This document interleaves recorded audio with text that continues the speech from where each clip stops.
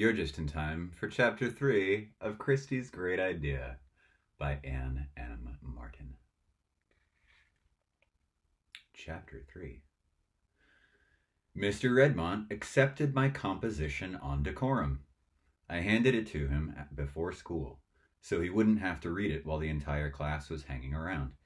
He didn't count the words, just skimmed it, looked up at me, and said, "This is fine, Kristy. Fine work. You express yourself very nicely on paper."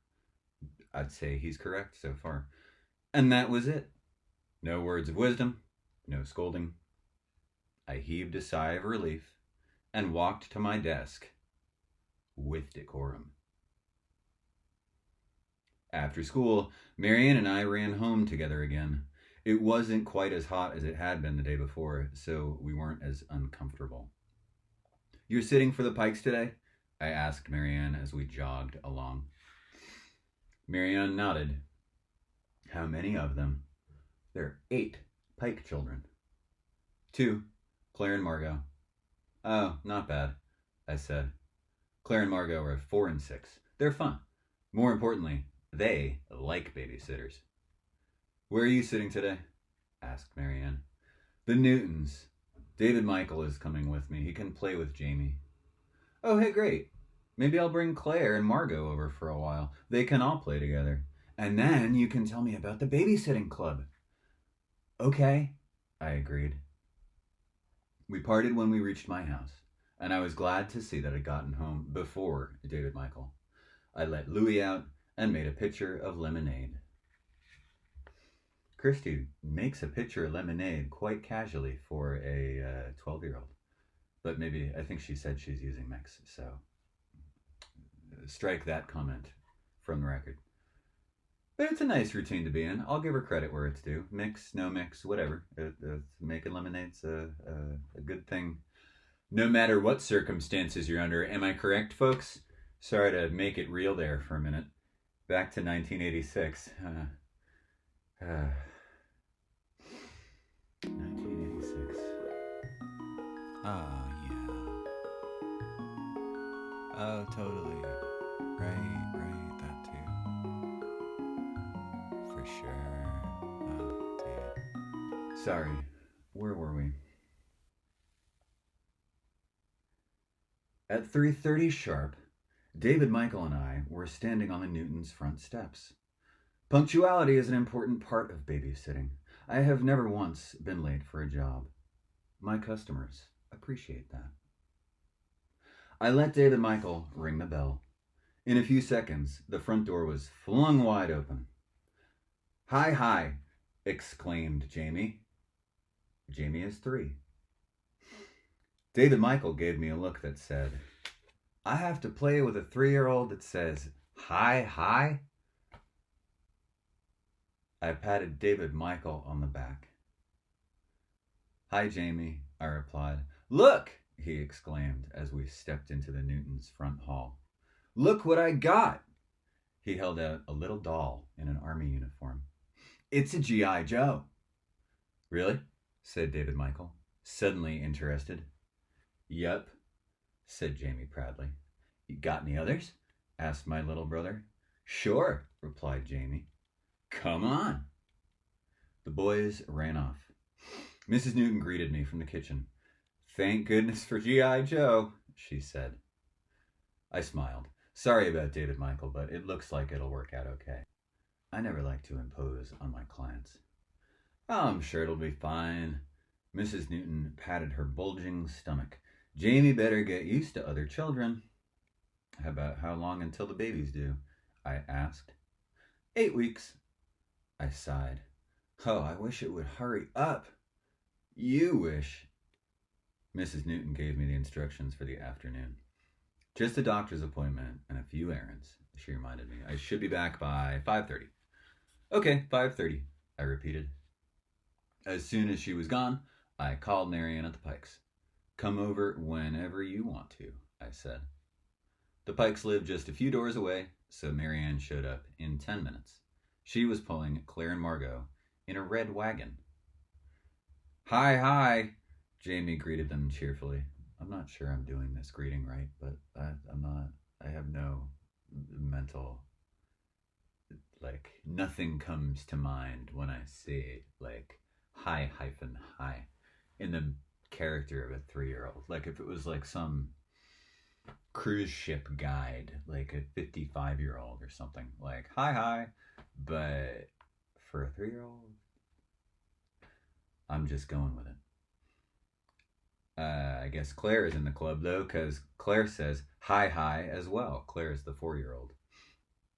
David Michael and Margot eyed each other suspiciously.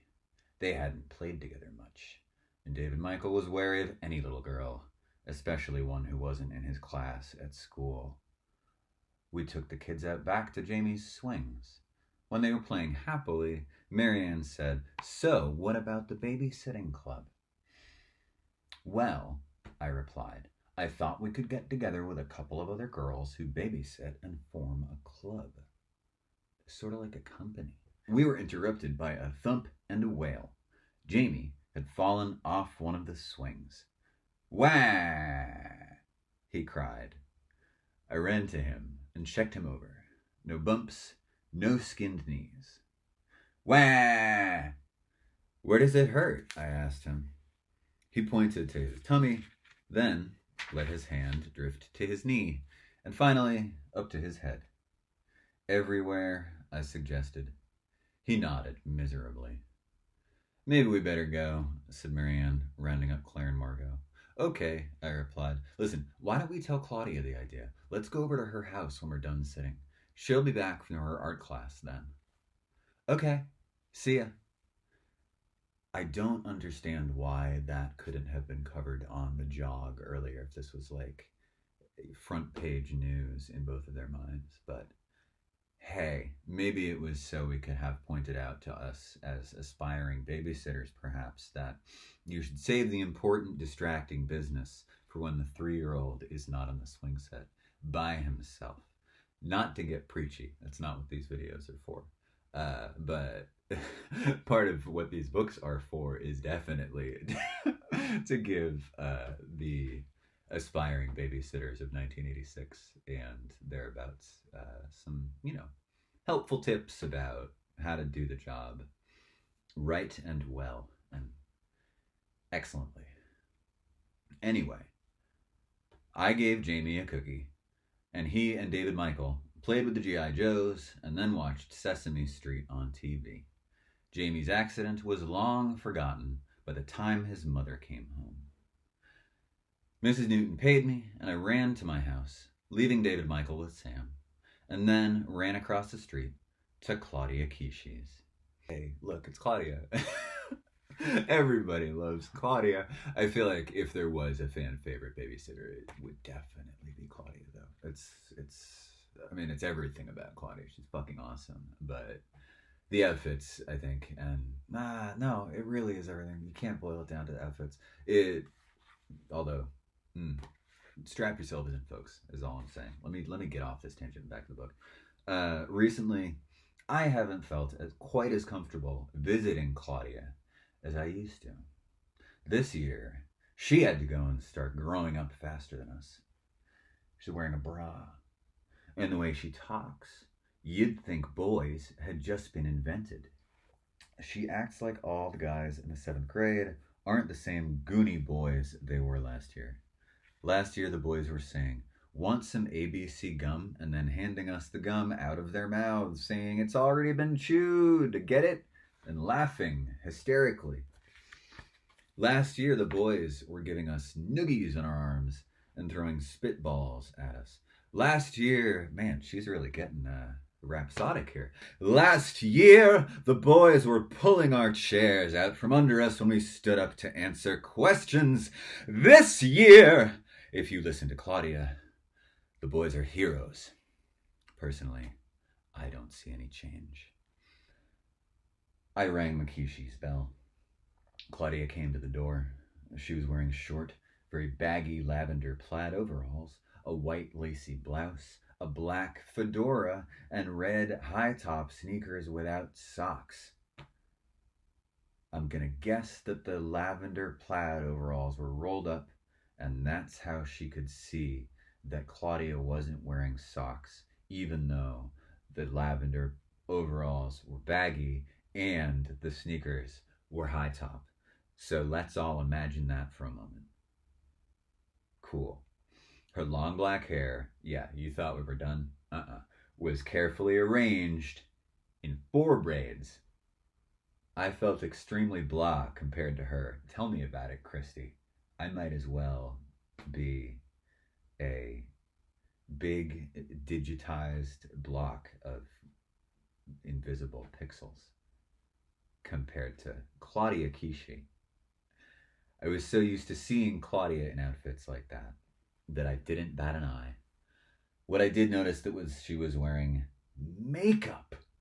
There was blue stuff on her eyelids, gold stuff above her eyes, and magenta stuff on her cheeks.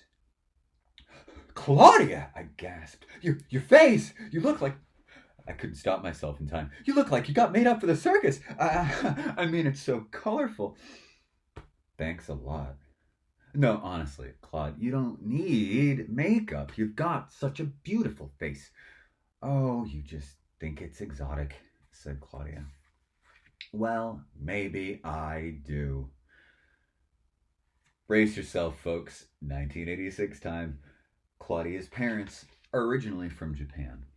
They came to the United States when they were very young.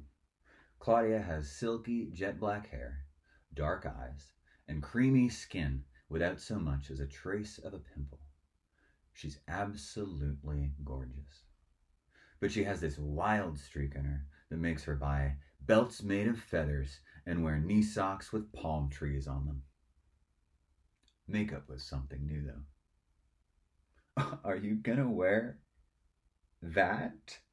I pointed to her face. To school tomorrow? If I can get away with it. I nodded.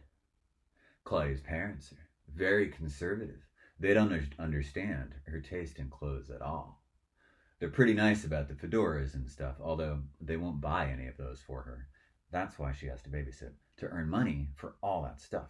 But I didn't know how the Kishis would react to Claudia's day-glow face. I didn't know how our teachers would react either.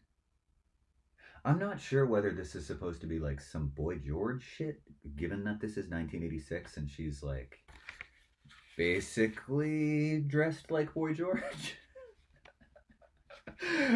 Come to think of it, I mean, that's basically what she's describing here, down to the braids.